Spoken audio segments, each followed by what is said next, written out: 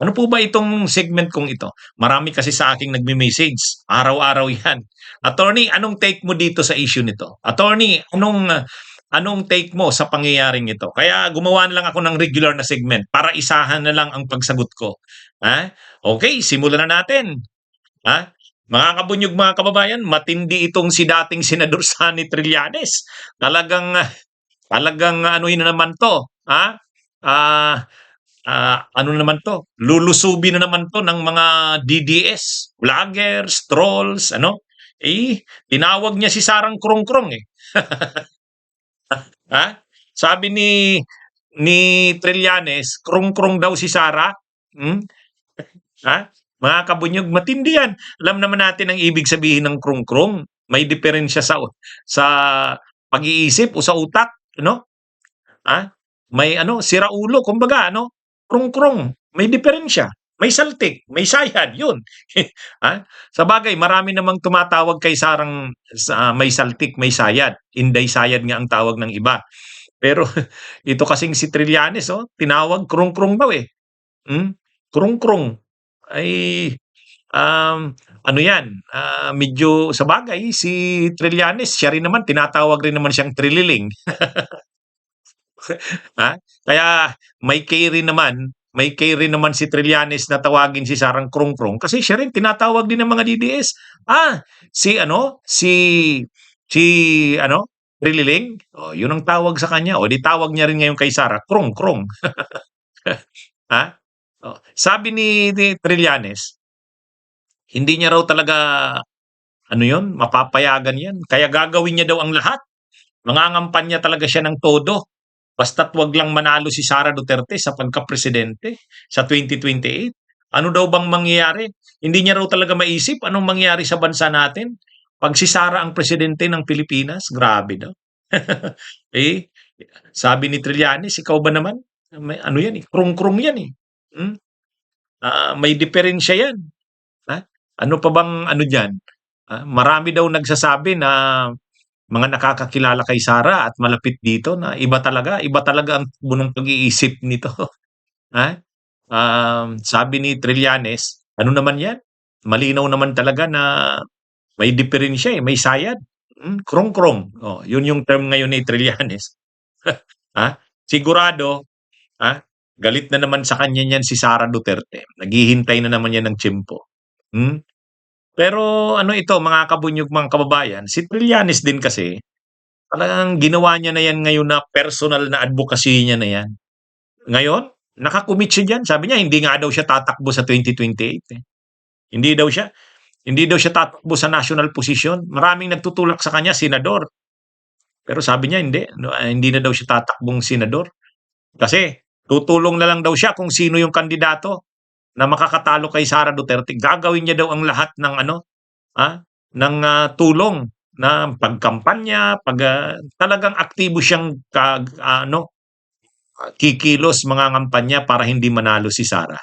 Sa ngayon, ang ginagawa ni Trillanes, pagsampa ng mga kaso laban kay Sara, kay Pulong, kay Baste, kay Bongo, tapos pagtulong sa mga testigo, biktima sa ICC, yan. Doon nauubos ang mga efforts ngayon ni Trillanes, eh. Hmm? Kaya nga kaya nga doon sa mga 18 na ex-Marines, talagang naka-focus yung paninira nila kay Trillanes. Ay 'di ba, yung 18 ex-Marines sabi nila nag-ano daw sila, nagpalit daw sila ng dalawang maleta ng pera, 56 million yung bawat maleta.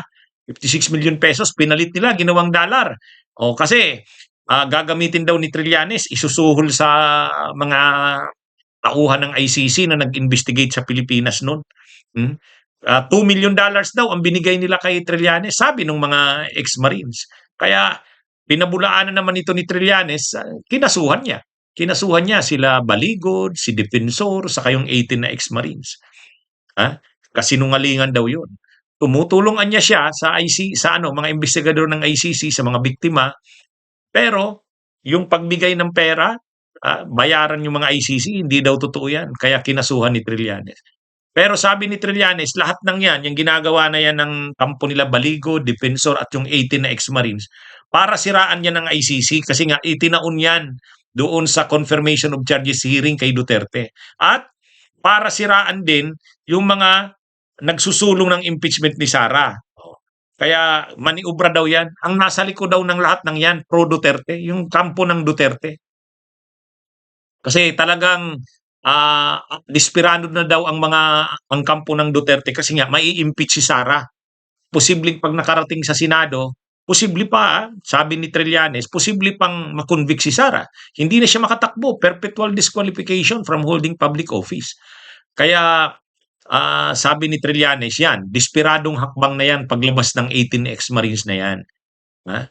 Pero siya daw, talagang hindi niya papayagan na kung siya, committed siya na labanan talaga ang kandidatura ni Sara. Kaya kung kaya pang hadlangan niya na hindi makatakbo sa pamamagitan ng impeachment, gagawin niya. Kaya ginagawa niya daw lahat ng tulong ngayon. Yung lahat ng mga pwedeng magawa para hindi makatakbo si Sara, kaya nga may impeachment. At kung tumakbo naman, kakampanyahan na talagang hindi ito manalo. Kasi hindi niya raw talaga maano yan. Mangyayari daw sa Pilipinas, sabi ni Trillanes. Ha? Imagine niyo magiging presidente yan, krong-krong. Matindi, ano? Matindi ang mga bira ni Trillanes, Bagay, yun nga. Siya rin naman talagang diniklara na siya ng mga Duterte na public enemy number 1 na yan. Mainit talaga ang dugo ng mga DDS kay hindi lang DDS, yung mga Duterte mismo. Si Digong pa lang. Ay di ba yung hearing sa Kamara, babatuhin sana ng mic si Trillanes ni Digong. Kasi naungkat na naman yung bank accounts. Yung bank accounts, doon sa hearing. Ay mainit talaga si Duterte pag pinag-usapan yung bank accounts na yun. Si Sara Duterte din, tawag niya kay Trillanes, Trililing. O di tinawag din siya ngayon ni Trillanes ng krong-krong. Matindi pa yan.